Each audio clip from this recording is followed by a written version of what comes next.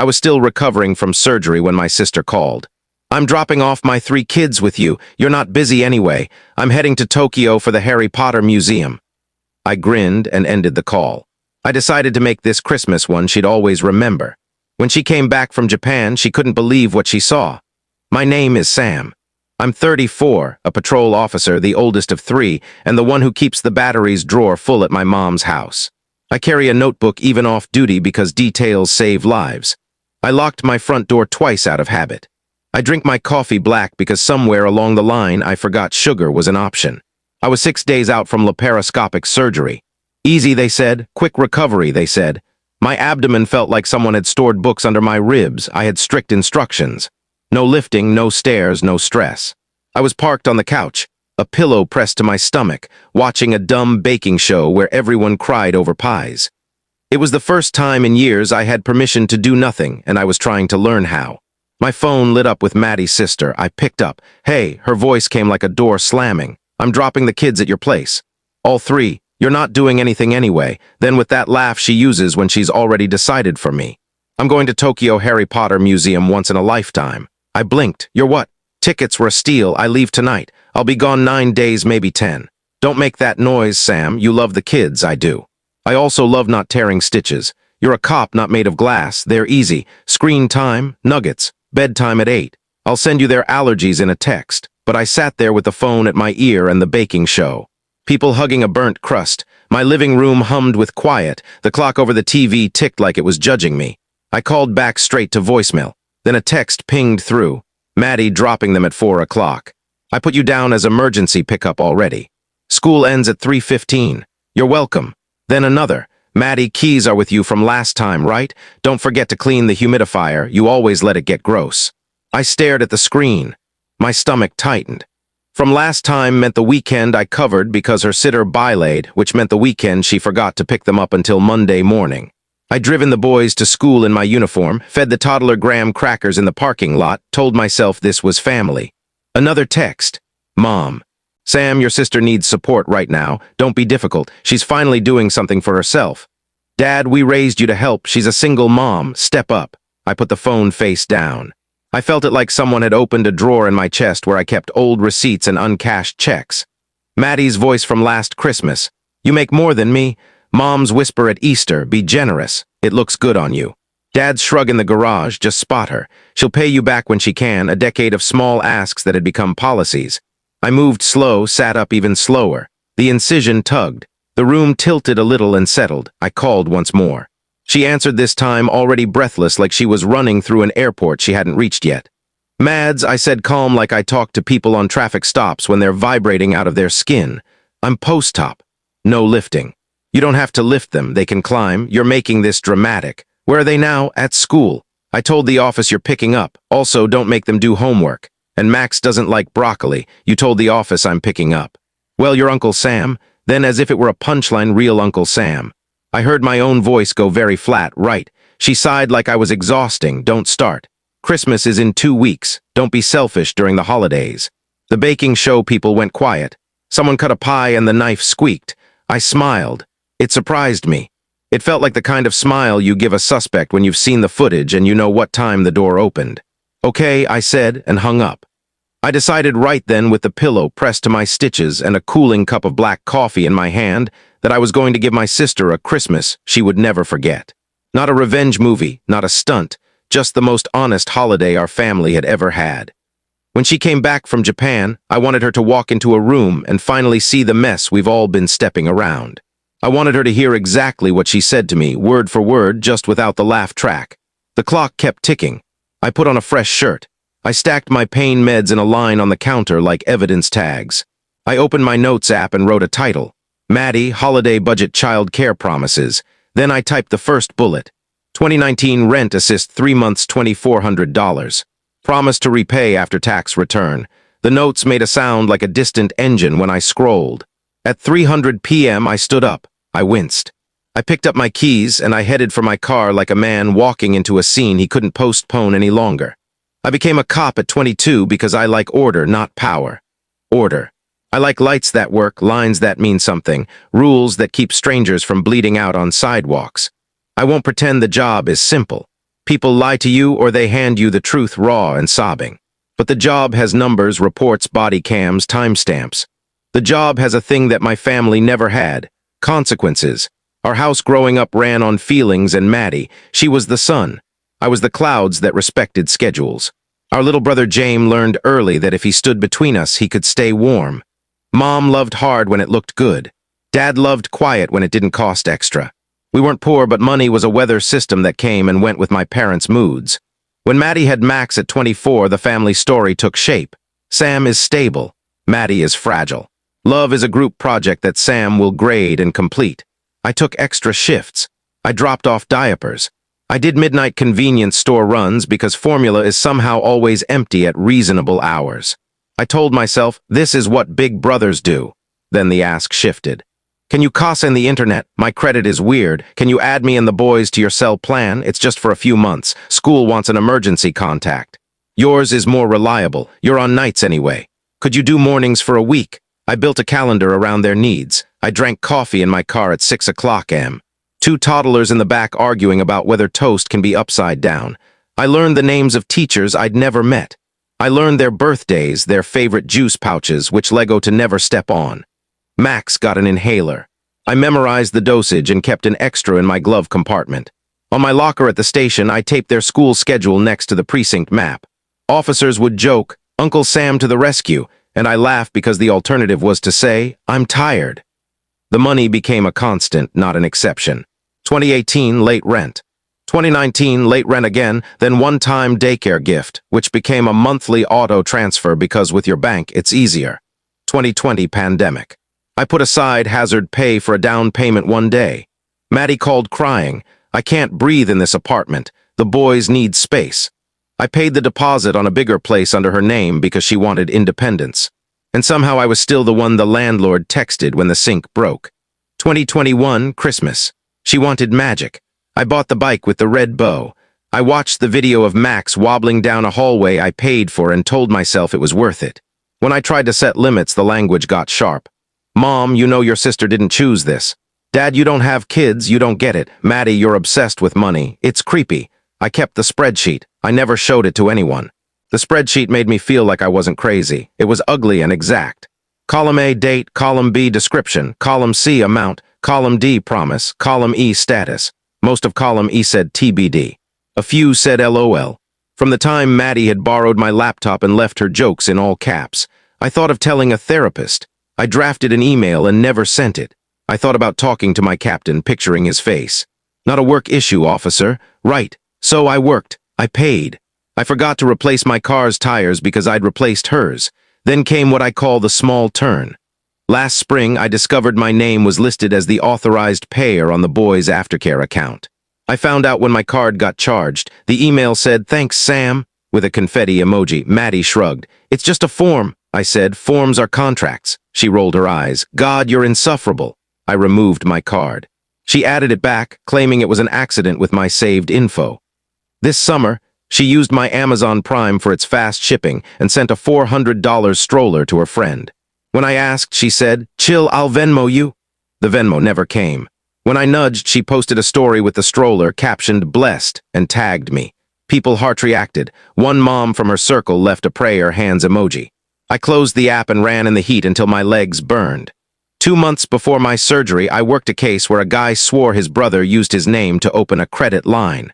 The report was clean. The family wasn't. That night I went home and searched my name, my address, and the word utility. Nothing new, but my heart raced like there was. When I told Maddie about my surgery, she said, when?" Like I'd interrupted her show. I gave her the dates. She promised good vibes. The group chat stayed silent. Mom sent a casserole recipe. Dad gave a thumbs up. The day of the operation, James texted, "You got this." He's 28, works long warehouse shifts, a pro at staying under the radar. He offered to drive me. I said no, wanting to prove I wasn't alone while proving I was. I came home with stitches and an orange pill bottle. The apartment smelled like laundry detergent and nothing else. I told myself I liked the silence. Then the phone rang. "Tokyo, you're not doing anything anyway." The old choice was back, be the cloud or burn. I picked the boys up that afternoon because 3 kids sat in the school office, backpacks bigger than their torsos, my name next to theirs on the sign-out sheet. The receptionist smiled like I was reliable. The boys yelled, "Uncle Sam," like I was a bounce house. I buckled them in slow and careful, feeling every stitch. At my place, they spilled out like puppies. Shoes scattered in the hallway. One wanted dinosaurs. Another wanted nuggets, then cried because I didn't make the exact ketchup hill he liked. The toddler climbed my thigh like a tree. I laughed once. I sat in the doorway to keep from falling. By 7 o'clock, they were asleep in nests of blankets and plastic swords. I turned on the living room lamp, opened my laptop, and pulled up the spreadsheet. I added a row.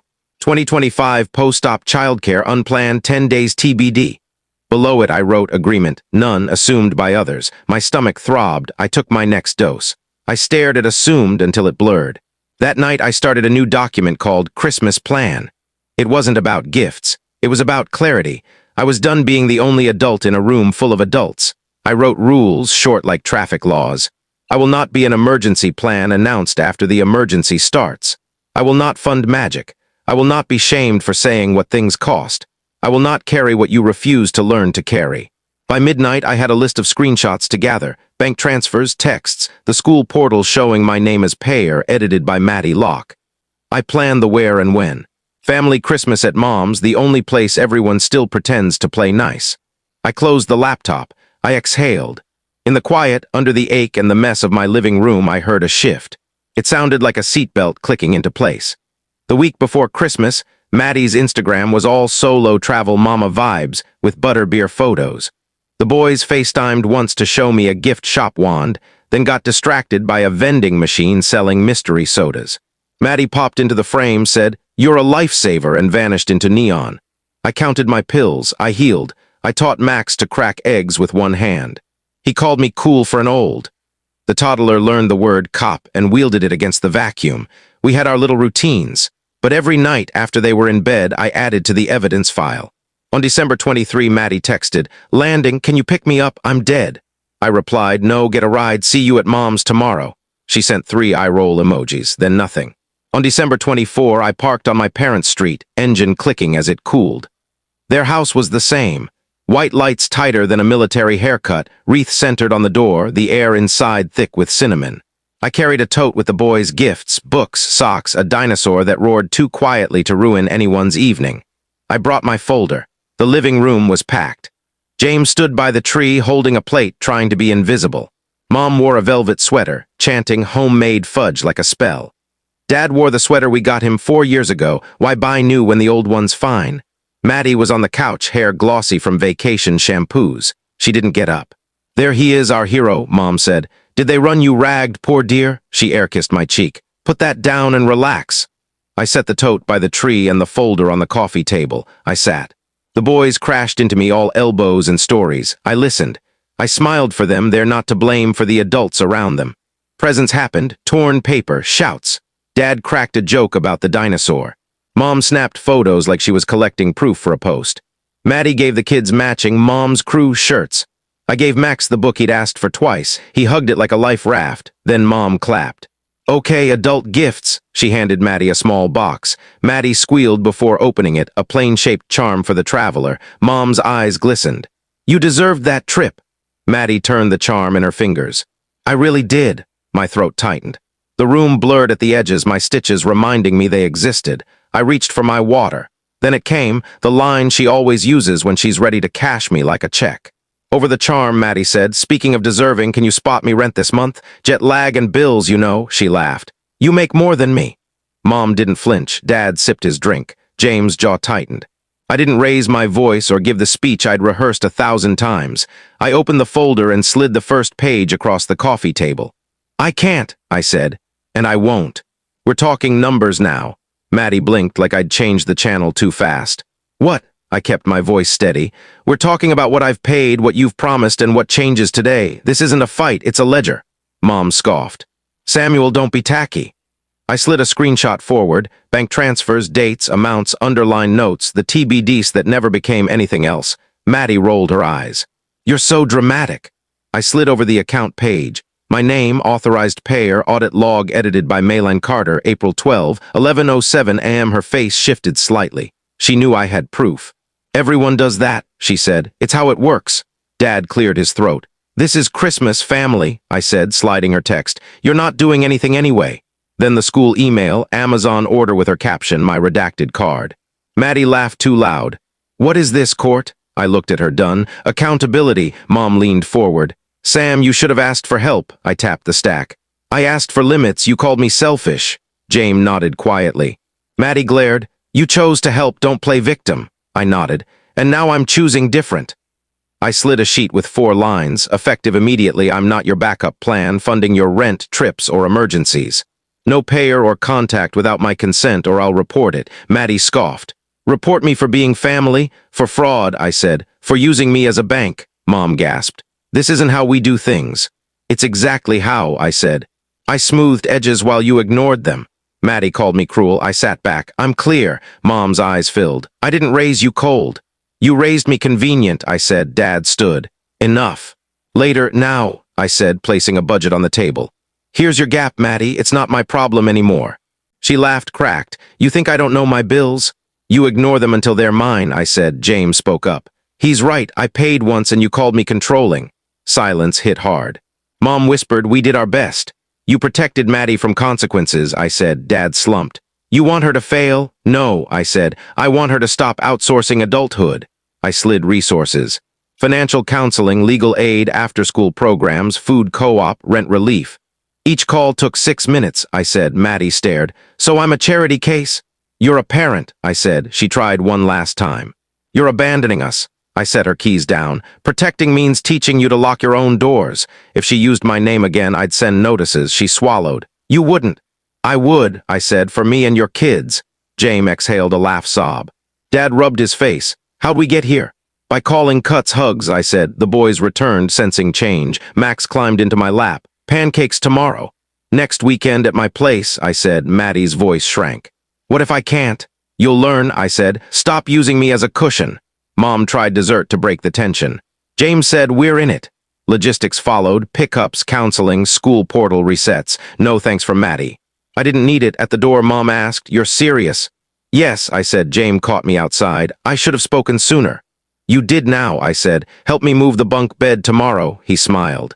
Copy that. At home, I cleared the kids' stuff, reclaimed my space, and felt quiet. I wrote, December 24th. Boundaries stated, received. January came. Maddie kept the counseling appointment, sent a messy budget. Mom called less, said parentification like it hurt. Dad sent a lamp photo. James came for pancakes, cards, calm. Maddie listed me as contact once. I removed myself. She found a sitter, a landlord plan. Max invited me to career day. I said, if Mom okays it. At the sink, I said it. I'm not a bank or hero. I'm a man with boundaries. I gave a true Christmas, not perfect. Moral, I won't be used. I'll help with respect and consent. Maddie said thanks at pickup. Okay, I said. The door shut. I breathed deep, lights off.